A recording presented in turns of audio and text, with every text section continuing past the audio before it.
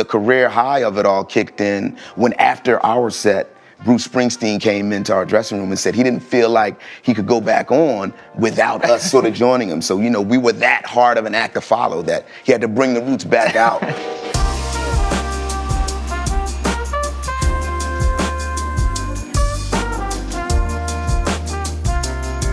Hello everyone, my name's Sean Evans and welcome to one more round where bold thinkers pull up for a drink and a conversation about life, creativity, and chasing what's next. I'm thrilled to be joined today by Black Thought. He's the 3-time Grammy Award-winning MC of the legendary hip-hop group The Roots. He's rocked crowds all over the world for more than 30 years, including nightly as the house band on NBC's The Tonight Show. He's also an author, co-founded 215 Entertainment, with hats that include producer, documentarian, and even musical theater practitioner. Black Thought, thanks so much for joining me in the Bulleit Frontier Whiskey Bar. Thank you, Sean. Thanks for having me. To kick things off, what will you be drinking for today? I'm having a mint julep. There we go, and me an old fashioned. So let's get right into it. I want to start at the beginning. When you and Questlove start performing as a duo in the late 1980s, what was the biggest dream that you dared to imagine for yourselves? Did you have world takeover aspirations back then, or was the idea of just gaining traction locally the thing that excited you? I think, we definitely had, pie in the sky sort of dreams in that, we'd sit and write out liner notes and, sequences for our greatest hits albums, before we had even put any music out.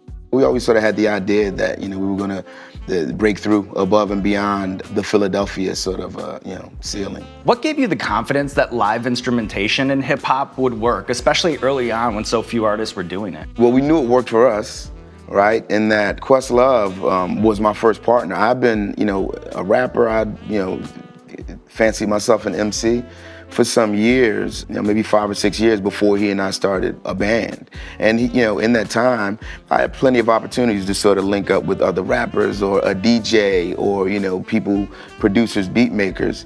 And it never felt, like the right, place to be or the right time, the right sort of dynamic until he and I met. So I think we both knew it was the direction that we needed to go in, but it was just the voice and the drum. So over time, we began to sort of, just compile. We put a band together. We started to integrate different instrumentation. And then, you guys have been together for over 30 years. Yeah. You've survived everything from financial struggles to massive success. Yeah. Do you have any foundational tips for preserving a creative partnership?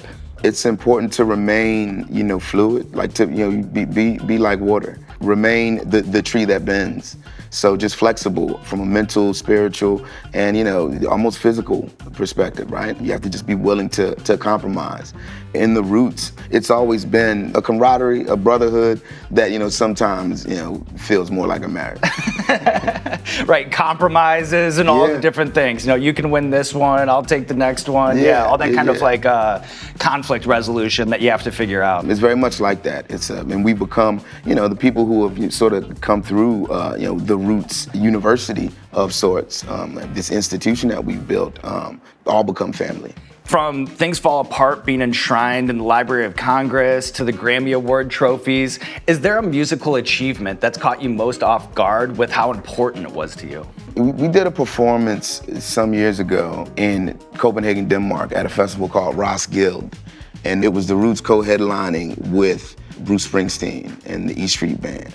And we were on, the main stage at this festival that we sort of worked our way up, in from being performers who were sort of on the outskirts, we didn't even have access to really interact with folks who were really build. So yeah, to come up over time and rise, to the top sort of billing at that festival, it was a huge moment for me to come out and, just the shared billing in and of itself, that was a thing. But the career high of it all kicked in when after our set, Bruce Springsteen came into our dressing room and said he didn't feel like he could go back on without us sort of joining him. So, we were that hard of an act to follow that he had to bring the Roots back out on stage. Keep that energy level up. Yeah. So that was, I definitely felt in that moment that, we had arrived. Growing up in Philly, I understand that, you're 9 years old, you're performing in a rap duo with Beanie Siegel. When I interviewed Questlove earlier this year, he talked about, the Roots competing against the likes of Boyz II Men at the high school talent show. Absolutely. Did being surrounded by that level of talent at an early age, do you feel like it accelerated your own artistic development, or did it just feel like kids having fun at that time? No, I feel like it absolutely informed my process, but not on a conscious level. It did, it also felt like kids just having having fun. So it's something that, because I was immersed in it, I do feel like to a certain extent, I took it for granted. You know, I was just around so many talented people, especially once I started at the High School for Creative and Performing Arts, just to be, Boyz II Men, Mel LaRue, Joey DeFrancesco, Christian McBride, Questlove, the halls, walking the halls. It was otherworldly for me to be able to walk through the halls and see, these young performers, still trying to figure it out. What are the qualities that distinguished Philly's hip hop scene at that time? Like, how was it different from what was going on in like New York or Los Angeles? We were in the shadow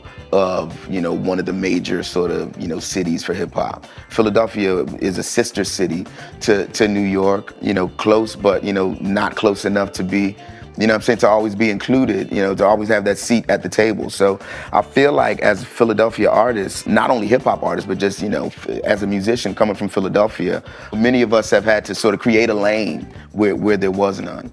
And that's not to say that artists from New York or LA haven't had to do that as well. But, from the Philadelphia perspective, that also had to take place almost in a vacuum. Is there a Philly radio station or DJ who was most impactful or had the most cultural influence at that time? Like, who had their fingers on the pulse? Well, Lady B, who was an iconic Philly DJ that we all looked up to as kids and listened to her show, every weekend. She was the first, female to rap on a record. So the first rap record was Lady B, and this was someone that, I could reach out and touch. The first, rap Grammy was, DJ Jazzy Jeff and the Fresh Prince, who I would see in the city. And you mentioned Jazzy Jeff, and you talk about, kind of being a second city or in the shadows from Philadelphia, but I think like the DJ scene in Philadelphia was a little bit different back then, because they'd go to New York, they'd be winning these competitions. In terms of, rappers, MCs, yes, I feel like the Philadelphia MC sort of came up, especially in the 80s, sort of came up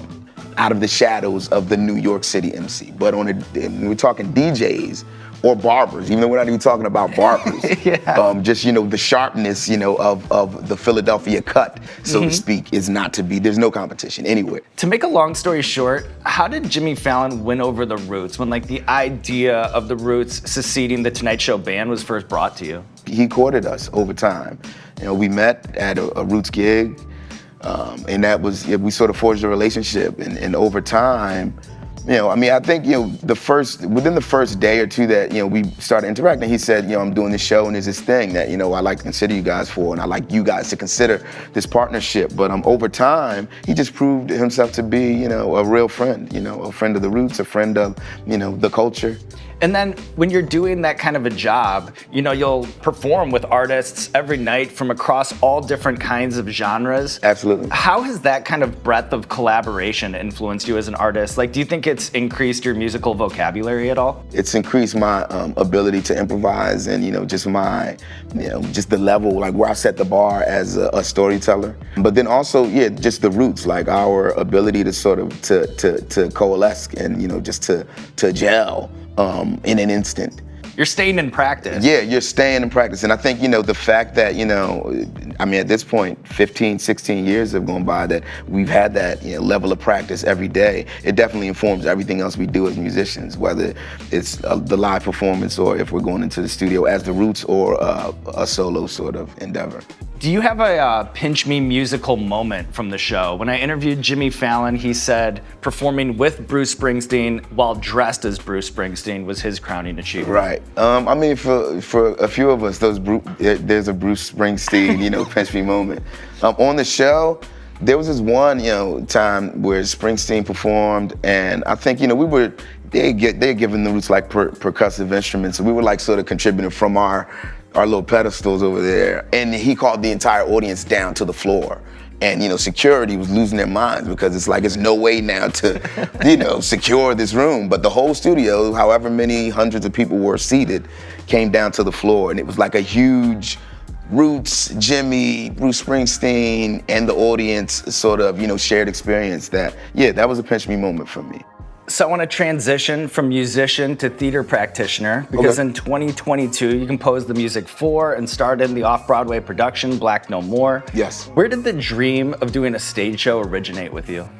I think that's something that we started ideating on while our mentor Rich Nichols was still with us. He passed away, man, almost I want to say 11 or 12 years ago now. So yeah, for some time it's an idea that we'd always entertained. Sometimes getting closer to sort of implementing a thing or executing a thing than others. So I feel like the plant had been set when the opportunity to hop on as producers for Hamilton presented itself. So around the time that we were sort of considering coming on as producers for the original cast recording of Hamilton, and then as producers for the Hamilton mixtape album, the opportunity for us as the Roots to do Black No More also presented itself. And Hamilton was the point of reference, that at this point has become a way of life. Before then, I was never like a huge fan of musicals, especially like you would lose me immediately once any of the dialogue was rapped. Like if there's a play and it's like someone's gonna rap even a section, it's like I'm good, you lost me.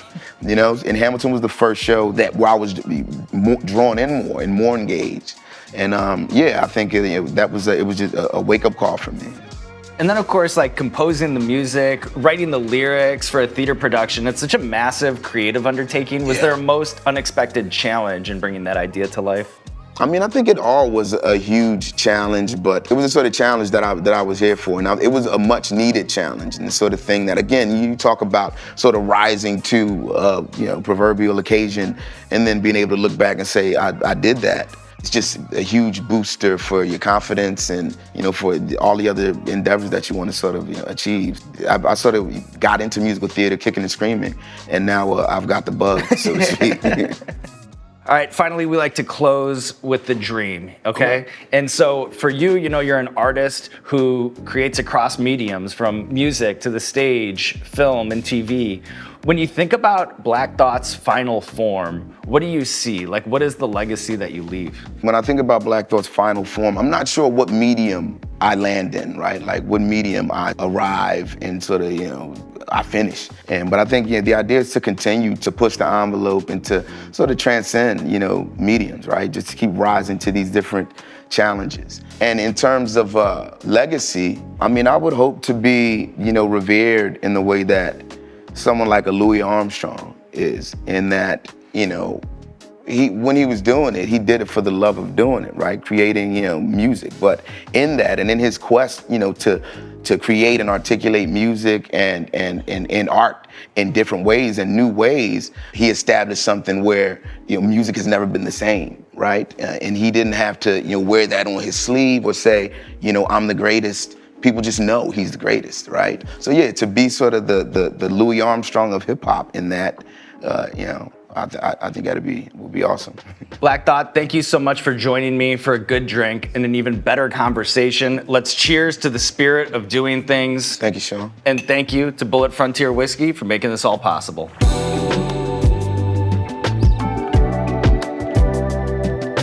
You know what? Questlove is volunteering. He's like, I want to bring the Roots on. We eat the wings, then try to perform on that. He's pitched that. He and Jimmy are like, yo, you gotta cheer now, man. Okay. This is perfect. This is best of both worlds. Yeah.